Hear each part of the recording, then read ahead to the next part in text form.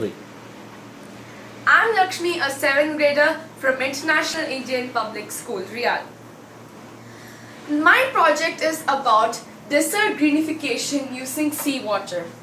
Our earth contains 71% of ocean and 1/3 of the land surface is covered with desert. Now in my project, this is the seawater and this is the desert, and I'm combining both of them to create greenery in the desert. So this is a model of the desert greenification in the desert.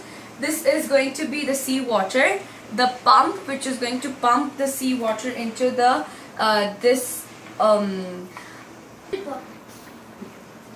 is the distillation plant, and this is the desalinated water collected and which is sent to the desert. And from the seawater I'm switching on the pump now. For now I'm using, in my project I'm using commercial electricity, but in desert solar energy will be used. The water is pumped from the seawater into this distillating plant, in which the surface is black in color, so it will absorb the heat from the sun.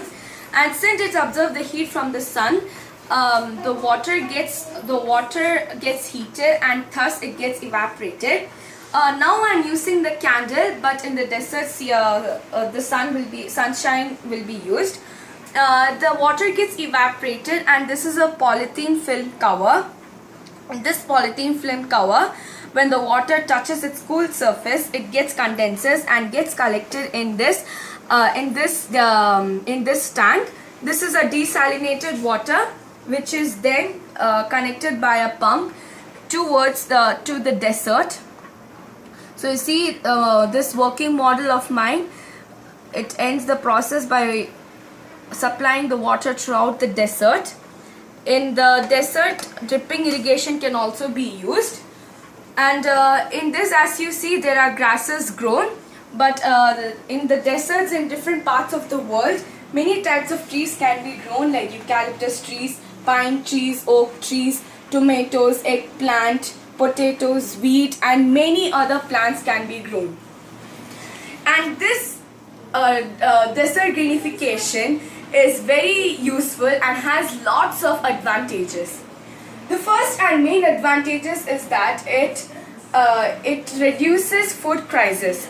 Food crisis is really a very big problem nowadays in the earth, and it is a very good prevention for that. It reduces water scarcity. Water scarcity, as per the survey in 2025, this blue color parts will suffer very little water scarcity, but this orange color part will suffer economic water scarcity, that is, the water will be very expensive. These red color parts will suffer physical water scarcity, where no water will be available. And the next is, it avoids wind and soil erosion. That is, in the desert the sand is very loose. And there is no grip, and thus it gets carried away by the wind. But here, as there is water, there is grip, the soil becomes heavy and it doesn't occur, soil erosion doesn't occur. It reduces global warming. Imagine the whole desert area of the earth changes into green. It is very helpful for the global warming. It increases amount of rainfall. In the desert, the desert gets less than 10 inches of rainfall per year, which can be changed if trees are grown. Flora and fauna increases as trees are grown. Flora and fauna increase. This project is a new concept, and as you can see here, in 1987, when the project was newly introduced, there is no greenery. But then 1991, you can see we can find very little greenery, and in 2000 it has increased, and in 2012 a large amount of greenery is produced. This photo is taken by the satellite by NASA, so it does prove that desert greenification is very important and very nice. And this is a new concept, and it is used in very less parts of the world. So I'm trying to promote this and spread this idea throughout this area, which is not used quite widely. And I hope you like my project, which is very useful and very advantageous. I hope you like my project. I hope we will have a greener earth in the future. Thank you.